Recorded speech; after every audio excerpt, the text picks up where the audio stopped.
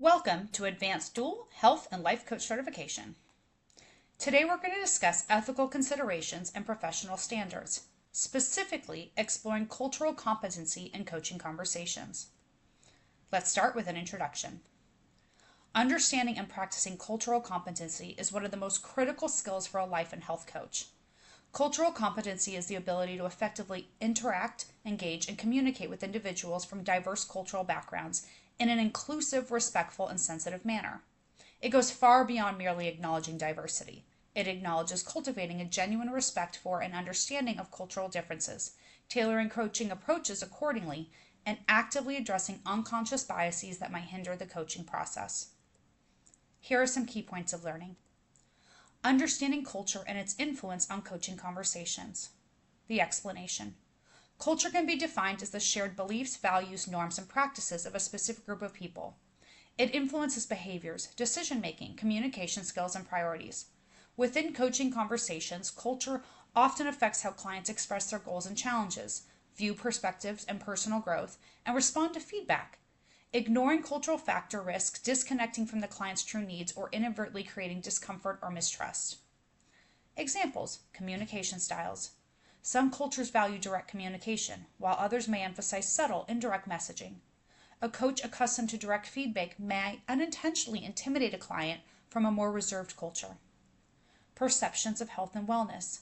In Western cultures, individual responsibility is often emphasized, whereas other cultures may see health as a family or community concern. A coach who doesn't recognize this distinction may fail to engage the client effectively. Take a look at the diagram on the right. Cultural views of authority. Some clients may come from cultures that traditionally view coaches as authoritative figures. Understanding this dynamic can guide how assertive advice is presented. Key takeaways: always ask open-ended questions to understand how cultural norms might shape the client's worldview, and avoid assumptions by practice active listening that value the client's lived experience. Number 2, the 3 dimensions of cultural competency. The explanation. Cultural competency involves the integration of 3 distinct dimensions into a coach's practice for effective engagement. These dimensions are building awareness, increasing knowledge, and taking action. Awareness. This involves recognizing your own cultural lens and the potential biases or assumptions you bring into interactions.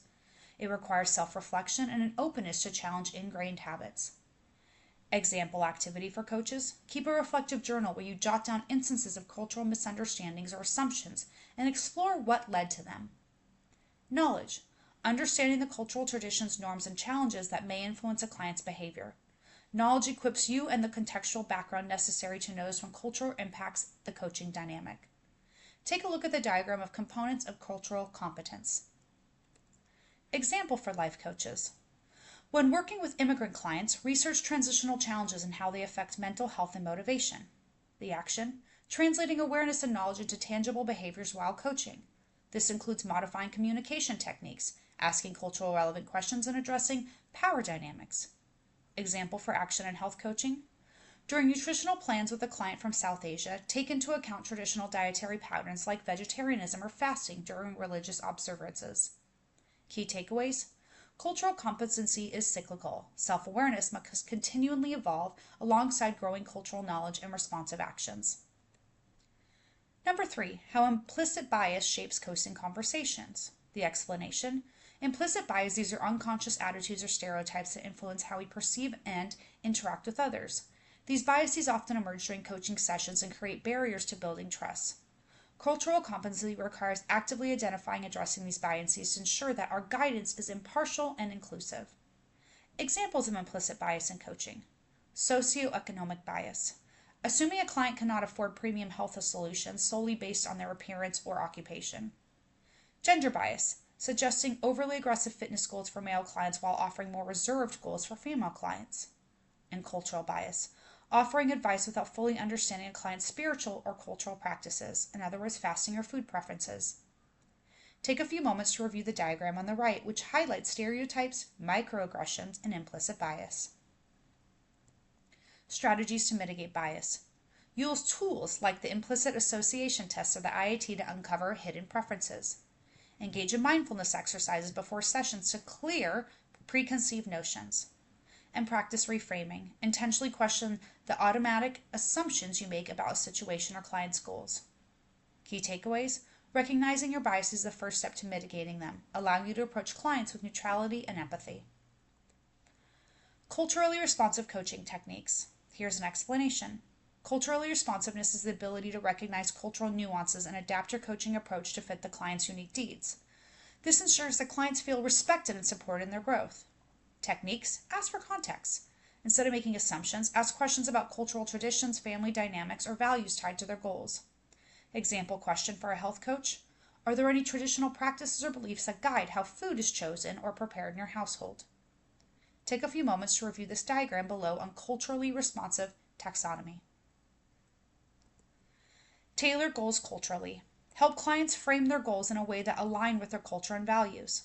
An example for a life coach: for a client who prioritizes family dynamics, suggest making personal goals collaborative with family involvement. And validate the client's perspective. Always acknowledge the client's experiences without imposing your own options and your own opinions.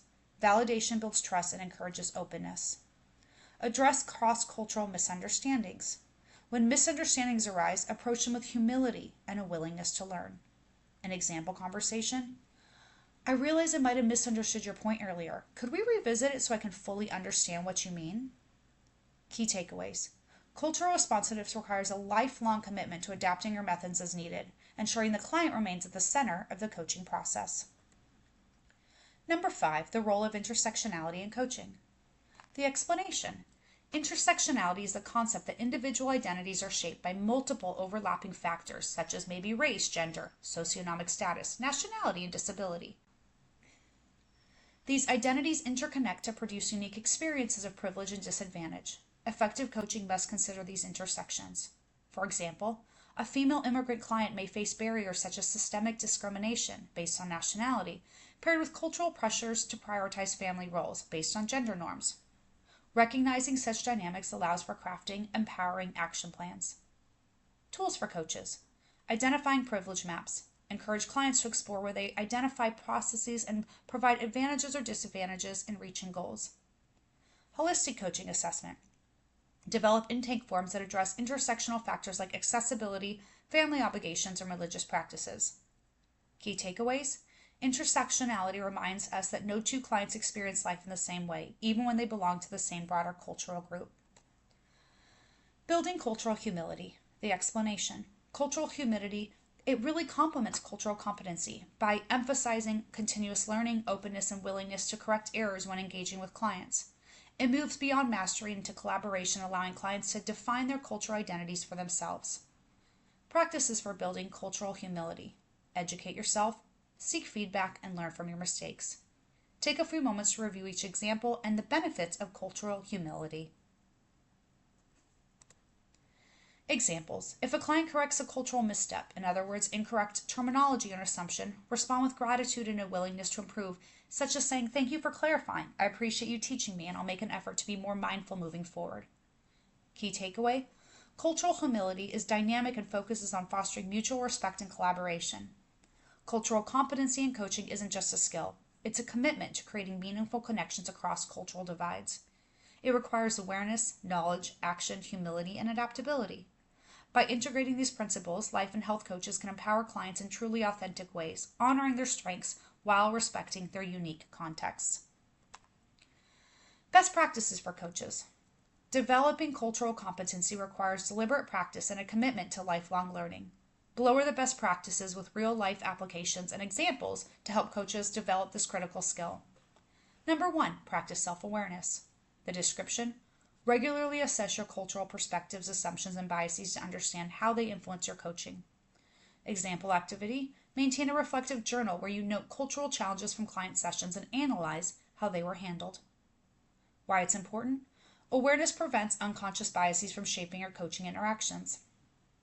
Number 2, research cultural context. Description. Take time to learn about the cultures that you're working with, the norms and the challenges of your clients. Example, before coaching a client from Japan, research concepts like wa, harmony, and how it influences communication styles. Why it's important. Knowledge leads to culturally sensitive coaching recommendations. Number 3, adopt a growth mindset.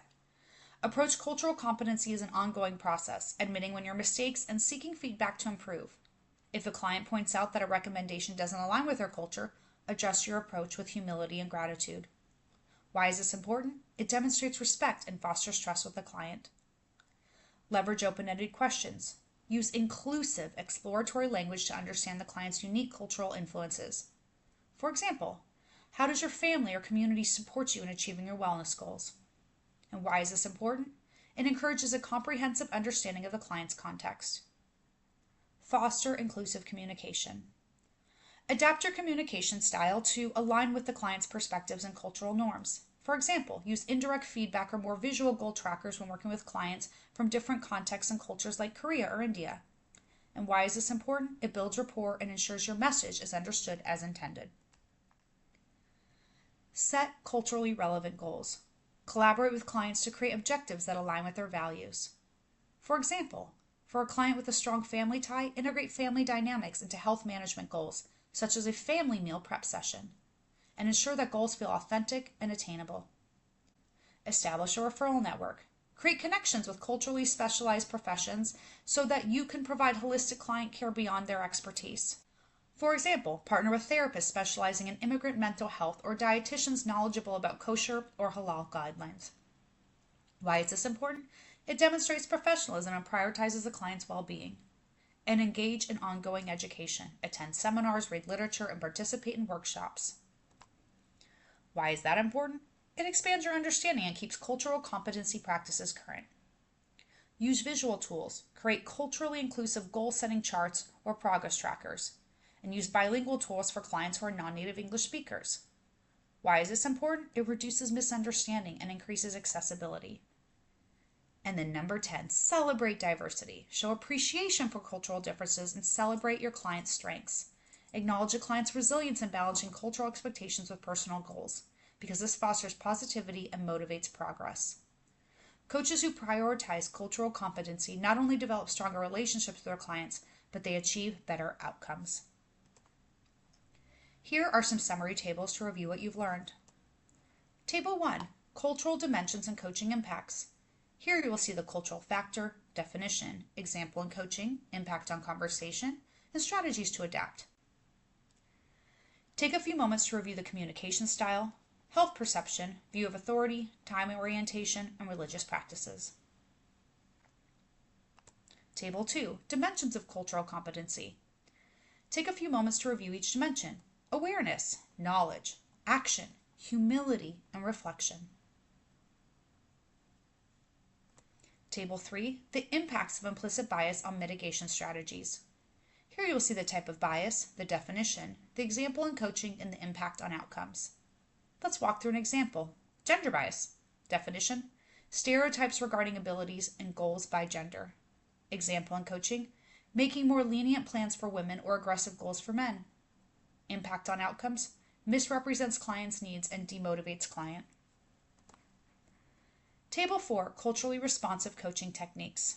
Take a few moments to review this table, as you will see the technique, the description, the example question and action, the benefit, and the key takeaway. Here you will see the techniques: asking for context, adapting goals, validating perspectives, collaboration and flexibility, and engaging families. Table 5, intersectionality and inclusive coaching. Take a moment to review each aspect, description, example scenario, coaching response, and impact. Here you will see gender and ethnicity, class and disability, religion and gender, sexual orientation and age, and economic status and language. Here are some multiple choice questions for you to review. Question 1, what is the key purpose of cultural competency in coaching? The correct answer is B, to recognize, respect, and respond to the cultural influences shaping a client's behaviors, values, and goals. Question 2, which of the following statements best reflects the principle of cultural humility? The correct answer is C. Question 3, why might a coach ask a question like, are there any traditions that influence how you set wellness goals? The correct answer is C. Question 4, what is the best example of a culturally competent adaptation to coaching practice? The correct answer is C. And question 5, how can a coach mitigate implicit bias in their coaching sessions? Review options A through D. The correct answer is B. Use mindfulness exercises and reflective journaling to identify and address unconscious bias.